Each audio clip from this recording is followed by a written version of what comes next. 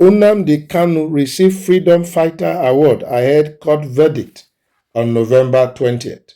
This na CenokMedia, the channel where they report the news and they make am simple for everybody to understand. We dey thank una when dey view us. Abeg subscribe if you never do so. Put on your notification button.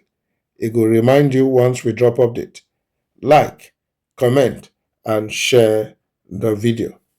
I greet una, my people. Big tori dey land from Abuja and Biafra side today. As we dey count down to November 20th, 2025, when Abuja Federal High Court go drop verdict for Nnamdi Kanu terrorism trial, one major update don burst. The leader of IPOB, Nnamdi Kanu, don receive Freedom Fighter Award. Yes, my people, no be small matter. The award na most determined freedom fighter of all times, and it come from one coalition of Pan-Igbo associations. Dem talk say dem give am award for im selfless dedication to Ndigbo growth, unity, and development. Because Kanu no dey present to receive am personally, im brother, Prince Emmanuel Kanu, collect am on im behalf. As dis dey happen, the court still dey wait to deliver the final judgment. Justice James Omotosho don fix the date, and the trial wey don dey run for years, e never conclude. Meanwhile, Kanu and im lawyers don argue say the Terrorism Prevention Amendment Act 2013, wey dem charge am under, don expire, and the Terrorism Prevention and Prohibition Act 2022 don replace am. Dem dey insist say e no fit dey convicted under law wey no exist again. IPOB come clear hair say reports wey claim Kanu waive im right to defence na lie. Their spokesperson, Emma Powerful, tok say dis reports dey misleading. IPOB tok say Kanu never abandon im right to fair trial, and dem appeal make members and the public remain calm.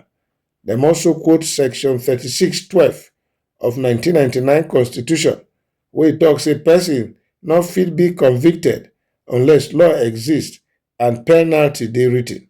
On the other hand, the government side, through prosecutor Adegboyega Amwomolo San, dey insist say Kanu get case to answer, and dem dey push court make dem convict am.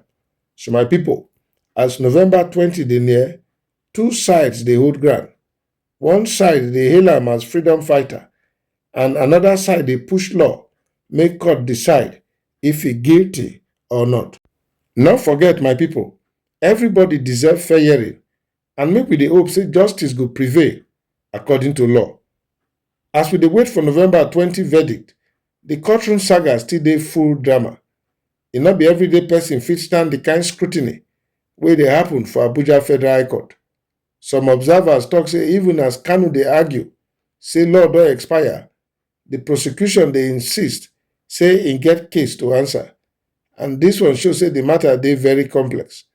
Another angle na IPOB support base. Members dey loyal, and dem dey closely follow everything wey dey happen.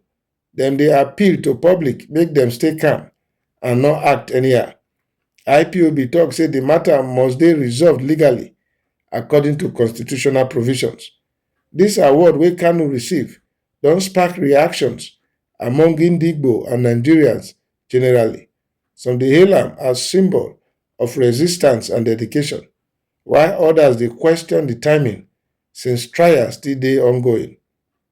Lawyers tok say if the Terrorism Prevention Amendment Act 2013 don expire, no conviction fit stand, and Section 36(12) of 1999 Constitution dey clear say person no go fit dey convicted unless crime and penalty dey written for law.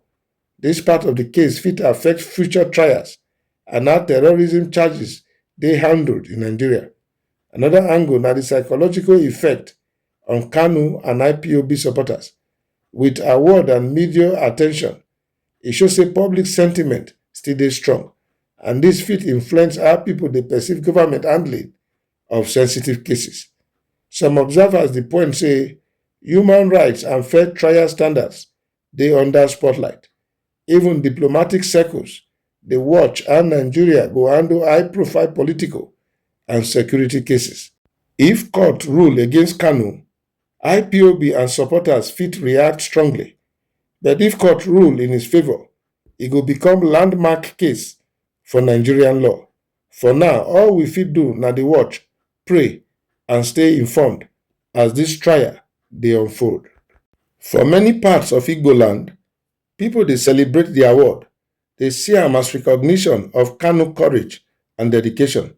Some traditional leaders talk say this one fit boost morale of IPOB supporters, but other Nigerians dey question the timing because trials still dey go on. Tension wey dey behind the scene. Observers dey reason say this case fit affect relations between the Southeast and Abuja. Even political commentators dey predict say the outcome fit influence local politics in the coming months, especially around security and law enforcement matters. Media attention also dey shape perception. From local news to social media, Kanu story dey trend. This one dey put pressure on government and court because every move dey closely monitored and watched by both supporters and critics. And the legal debate still dey very hot. Some lawyers dey argue say if the whole terrorism law don expire, conviction fit collapse. This matter fit set precedent for other high-profile trials and even affect how laws dey interpreted in Nigeria for future cases. The psychological and social impact dey worth nothing. The award don energize supporters while critics dey watch closely, dey reason what next steps go be. This balance dey create tension, but also dey highlight importance of peaceful and lawful process. So my people, as we dey wait for November 20 verdict, all these angles dey show say this case na more than just courtroom drama. E touch community, politics, media, law, and national conversation. Make we not forget, international observers dey watch closely. Many human rights groups dey reason how Nigeria go handle high-profile political cases and how fair trial principles go dey respected. Another angle na youth and social media reactions. Plenty youths dey follow Kanu story online. Dey discuss, dey debate, and e dey spark national conversation on justice and freedom. So my people, as this case dey unfold, one thing clear: law, fairness, and public attention dey central.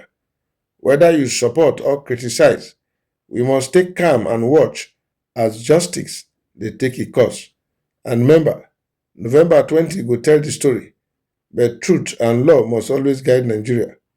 Stay tuned, stay informed, and make we dey watch together.